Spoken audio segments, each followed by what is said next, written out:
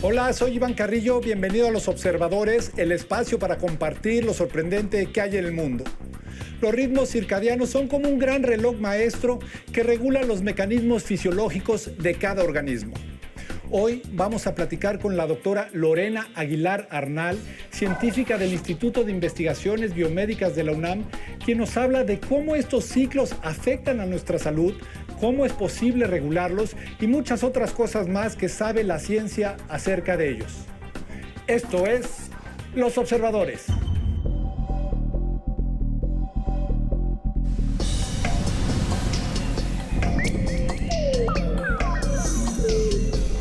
Lorena, ¿cómo estás? Bienvenida a Los Observadores. Gracias, muchas gracias por invitarme. Vamos a hablar de un tema que pues nos rige, realmente está en el centro de nuestro comportamiento, pero a veces es como invisible, Sí. que son los ciclos circadianos, un relojito que traemos. Explícame en términos generales cómo entendemos este reloj maestro que tenemos dentro. Sí, bueno, pues los ritmos circadianos son ciclos de 24 horas que se ven en aspectos fisiológicos, comportamentales y bioquímicos de la mayoría de los seres vivos, desde los menos evolucionados, como el sarcobacterias, hasta los humanos.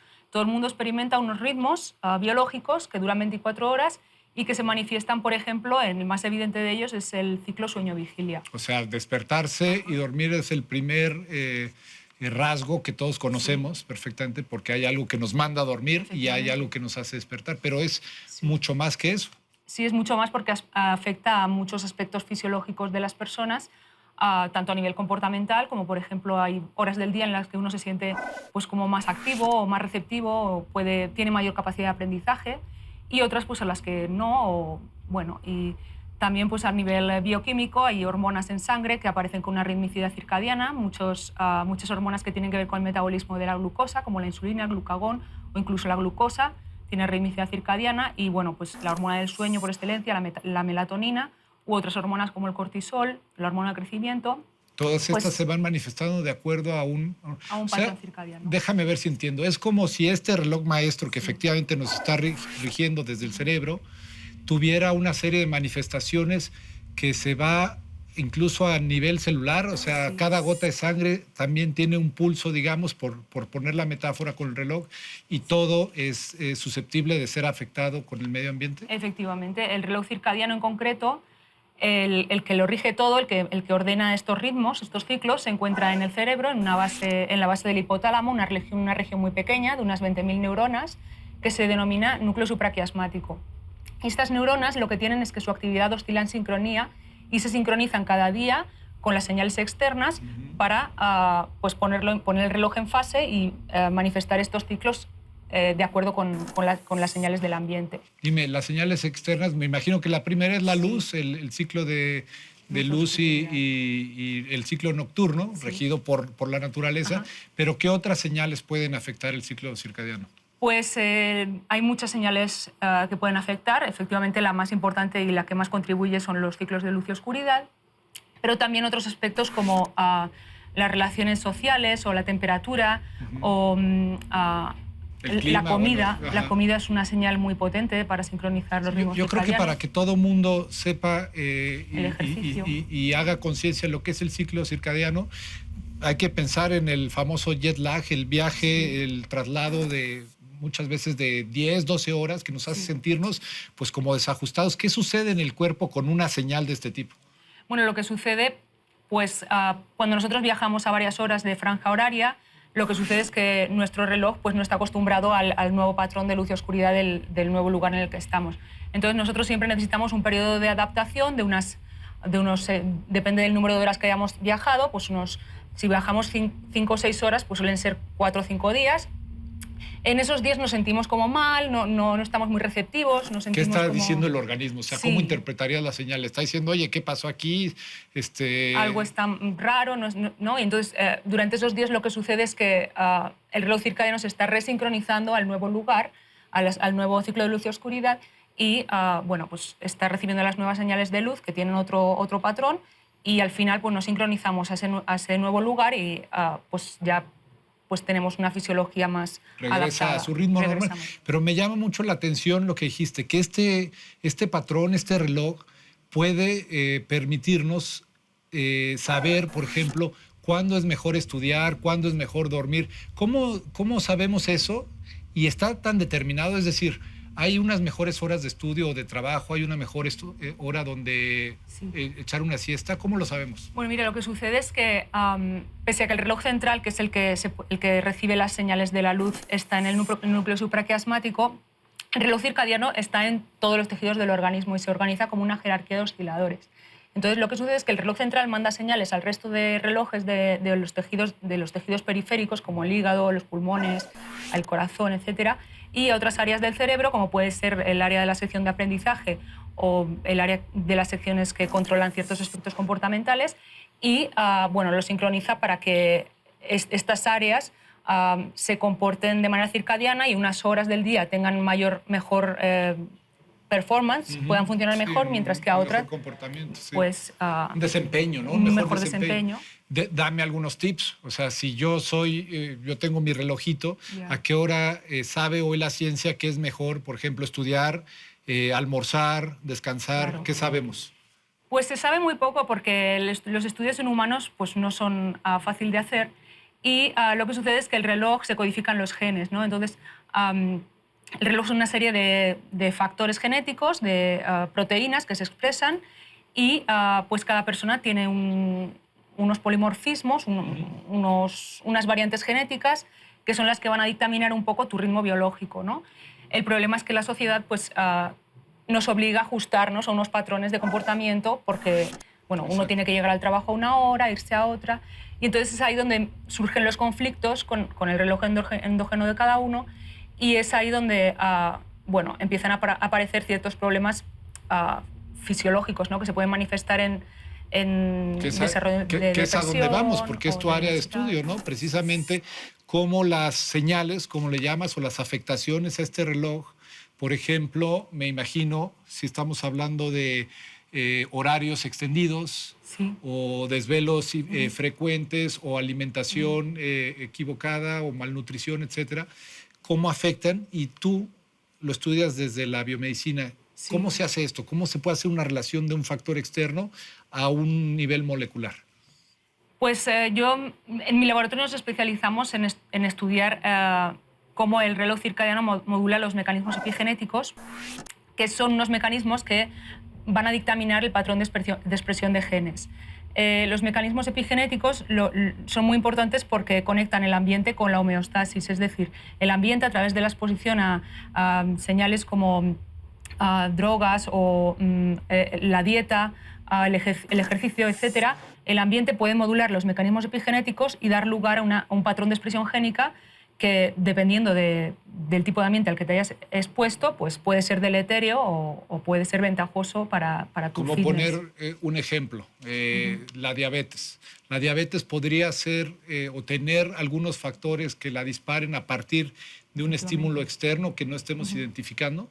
Ya se sabe que está muy estudiado, muy establecido que la diabetes tipo 2, por ejemplo, que es un problema real ahora en México, ¿no? Que se está desarrollando como exponencialmente, una epidemia muy grave, pues se desarrolla en una edad adulta precisamente por la exposición a ciertos factores. Entre ellos, yo creo que el más dramático, más llamativo, es una dieta no adecuada que da lugar a este tipo de enfermedades, ¿no? Entonces, pues dos personas gemelas con la misma dosis genética, si a una las pones a una dieta deleteria y otra a una dieta mediterránea o más equilibrada, la persona que está expuesta a la dieta obesogénica pues va a desarrollar diabetes, mientras que la otra pues no, y sin embargo tiene la misma dosis genética. Eso es porque los mecanismos epigenéticos han hecho que esta persona desarrolle o active, digamos. Es como, yo creo que este es el momento justo de explicar un concepto difícil, que es la epigenética, que en términos concretos es a lo que te dedicas, y que además cada vez se escucha más. Cada vez en el ambiente científico oímos más epigenética. ¿A qué se refiere esta área de estudio y cómo ponme un ejemplo para que podamos todos comprenderla? Bueno, la epigenética es un área de estudio que pues estudia los mecanismos moleculares que dictan la expresión de genes y que además cuando se modifican estos mecanismos pueden ser heredados a la descendencia. Es decir, si tú te expones a una dieta obesogénica, luego si tienes hijos, los niños pueden desarrollar con más... Se traslada esa información, es posible que se traslada a la descendencia. No sé si es burdo el ejemplo, pero tú dime si estaría en lo correcto. Es como si un factor ambiental o un factor externo encendiera switch, pudiera encender una serie de switch que a su vez esa información puede transmitirse genéticamente a nuestros descendientes. Eso es sí, es un mecanismo que es reversible, no es que no se pueda revertir, si nos educamos en la exposición a factores ambientales, podemos revertirlo, pero es un mecanismo que va a dictar la expresión de ciertos genes, ¿no? Y se puede heredar y transmitir a la descendencia. Bueno, estos mecanismos moleculares se llevan a cabo en la fibra de DNA y la fibra de DNA se empaqueta con unas moléculas muy particulares denominadas histonas que se pueden modificar, se introducen modificaciones químicas. Esas modificaciones químicas son las que se denominan modificaciones epigenéticas o marcas epigenéticas. Y a través de eso ustedes pueden ver qué factores son los que nos están afectando. A través de eso hay factores ambientales que se sabe que son como una señal para que se hagan ciertas marcas epigenéticas y se activen los genes. Sí. Esto, me imagino, nos puede llevar a no sé, desarrollo de fármacos o desarrollo de terapias. ¿De qué forma se podría aplicar este conocimiento? Bueno, de hecho ya se está aplicando en algunas áreas, concretamente en cáncer. Ahí ya se ha visto que el tratamiento con ciertos fármacos que inhiben ciertas modificaciones epigenéticas, como en concreto la acetilación de histonas, se usa ya como terapia para quimioterapia para tratar ciertos tipos de cáncer. Es decir, sí podemos modular la expresión génica mediante afectar los mecanismos epigenéticos, podemos modular la expresión génica y si pudiéramos controlar muy finamente cada uno de estos mecanismos epigenéticos, pues sí podríamos quizás utilizar terapias para mejorar el patrón de expresión en ciertos... Una pregunta importante, porque ahora tenemos una interacción con aparatos, con dispositivos que emiten luz. Y tú me dices que el principal factor que mueve los ciclos circadianos es la luz. ¿Hay una afectación? Es decir, si yo a medianoche veo la hora o empiezo a consultar correos electrónicos, ¿mi cerebro se trastoca y cambia mi ciclo? Sí pasa, porque si uno se expone a pantallas de los dispositivos tecnológicos como menos de 2 horas antes de irse a dormir, suele tener problemas de sueño, ¿no? No se descansa tan eficazmente, ¿no? Y esto pues yo creo que mucha gente lo experimenta. Es un área muy nueva de estudio también, precisamente porque la exposición a estas pantallas es muy reciente. Entonces, lo que sucede es que la longitud de onda de las pantallas, la longitud de onda azul, es precisamente la que incide en el núcleo supraquiasmático, que es el área del cerebro que antes comentaba que sincroniza los ritmos circadianos. Efectivamente, estaríamos rompiendo y casi de manera gratuita un ritmo de un reloj importantísimo. Estaríamos afectándonos con luz sin darnos cuenta. De hecho, esto está sucediendo. Lo que pasa es que no se sabe el alcance o el impacto a largo término de todas estas exposiciones que estamos teniendo, ¿no? Porque...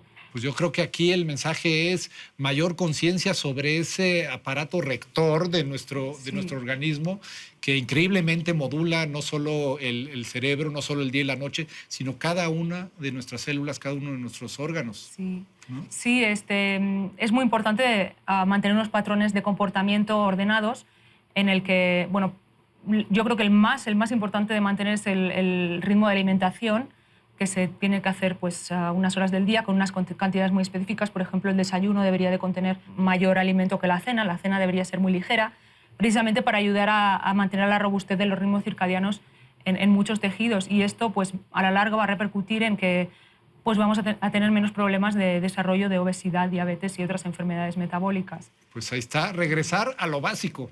Dormir a las horas, comer a las horas y comer es el mensaje que nos da Lorena, hablando de los ritmos circadianos. Lorena, te agradezco mucho que estés aquí en Los Observadores. Sí, muchas gracias a vosotros. Gracias, Los Observadores, el espacio para compartir lo sorprendente que hay en el mundo.